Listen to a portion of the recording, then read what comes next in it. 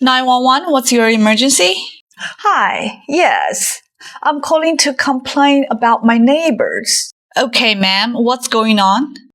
They are so loud all day, all night. No peace at all. Can you be more specific?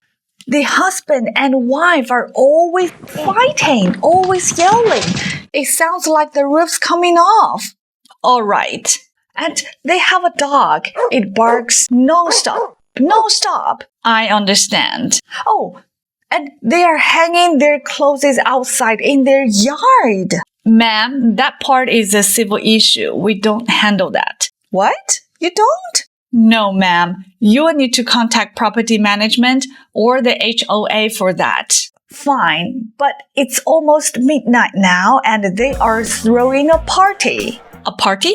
Yes, loud music, people yelling, my windows are shaking.